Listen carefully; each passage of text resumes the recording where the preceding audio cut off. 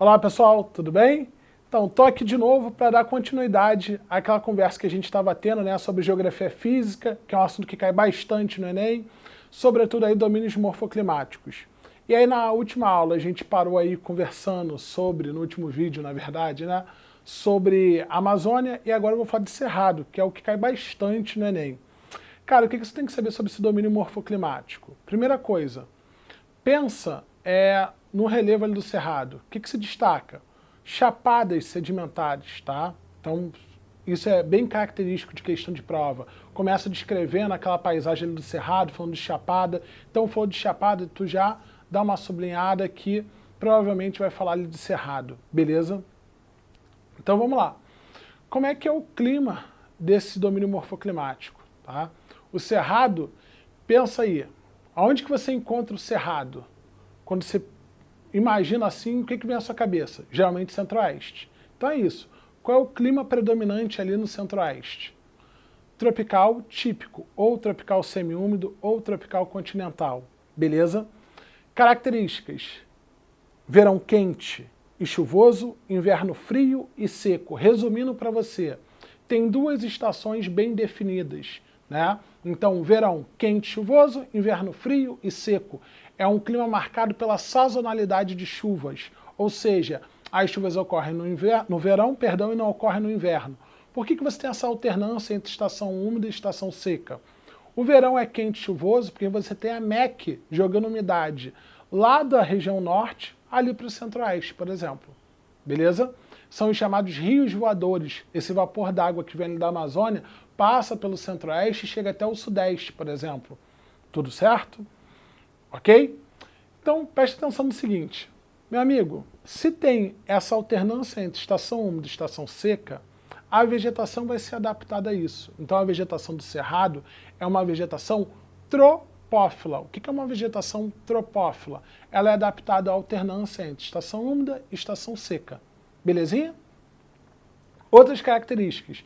Se a gente fosse descrever o Cerrado aí, né, um bioma que tem mais de 2 milhões de quilômetros quadrados, a gente tem que pensar no seguinte, popularmente é conhecido como a savana brasileira. Show? Então pensa no seguinte, árvores espaçadas, presença de arbustos, e ainda há um estrato herbáceo em alguns casos, tá? Algumas questões dividem o cerrado em cerradão, predominantemente formado por árvores, cerrado no sentido mais restrito, aí ao predomínio de arbustos, e campos ainda, que aí você tem ali o destaque para as gramíneas. Tudo certinho? Beleza.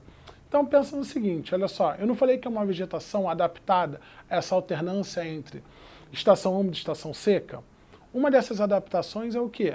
Ela pode aparecer, na sua questãozinha do vestibular, o cerrado como uma vegetação semicaducifólia, ou seja, perde as folhas no auge da estação seca.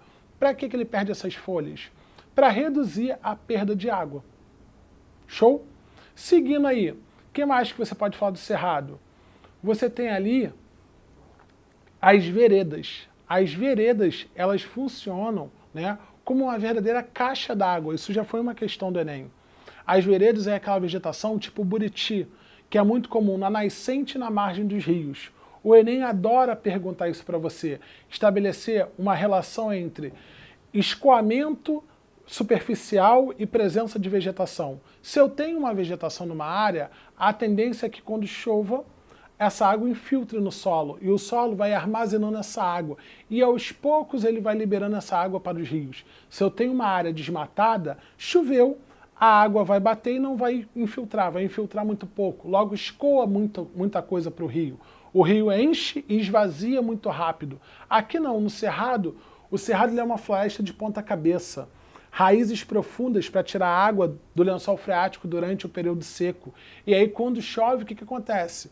O cerrado ajuda essa água a infiltrar, armazena essa água ali no solo e vai liberando aos poucos ali para os rios. Por isso que ali na região do Cerrado você tem a nascente de vários rios. Dentre eles, né, a nascente ali do Tocantins-Araguaia, da bacia do Tocantins-Araguaia.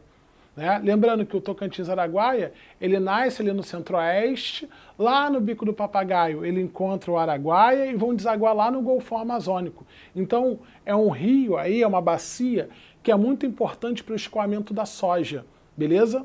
Mas como é que eu navego pelo Tocantins-Araguaia durante o período seco, onde chove pouco?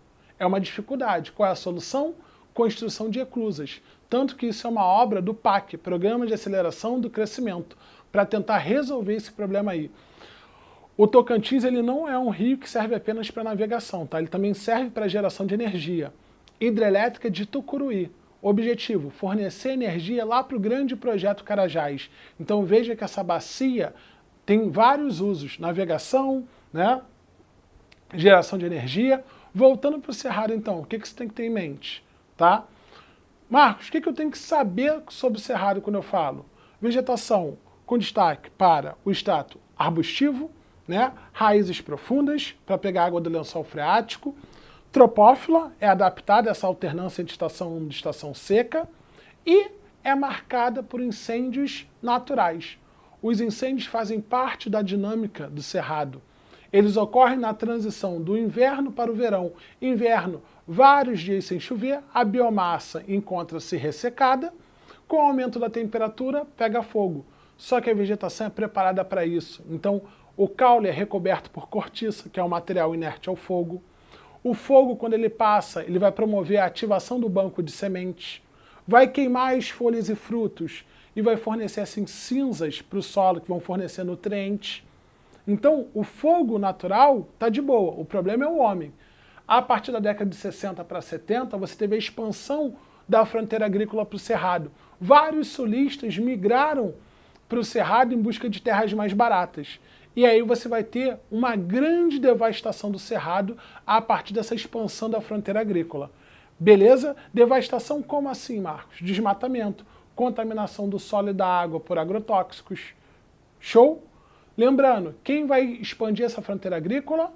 A soja. A fronteira agrícola para o Centro-Oeste, ela ocorre com base na soja. E aí você pode ficar com questionamento. Marcos, como é que é o solo do Cerrado? É bom para a agricultura? Não, são solos ácidos. Choveu, lixiviou o cálcio, o magnésio, o potássio, o que fica? Ferro e alumínio, que aumentam a acidez do solo. E aí a Embrapa tem um papel decisivo. A Embrapa cria uma técnica chamada de calagem, que é a correção da acidez do solo a partir da adição de calcário, que vai permitir a incorporação dessa área na produção agrícola. Lembrando, outra característica do solo do Centro-Oeste ali, desse domínio morfoclimático do Cerrado, solos lateralizados. O que é isso? Formação da laterita ou da canga. Choveu, a água vai lixiviar os nutrientes e o que fica? O ferro e o alumínio. Por que ficam o ferro e o alumínio? São pouco solúveis em água. E aí pode haver a formação de uma crosta ferruginosa no topo do solo, chamada de canga ou laterita. Essa crosta ferruginosa é formada devido à concentração de ferro e alumínio no topo do solo. Beleza? Pessoal, meu recadinho de Cerrado era isso. Grande beijo, forte abraço aí para vocês.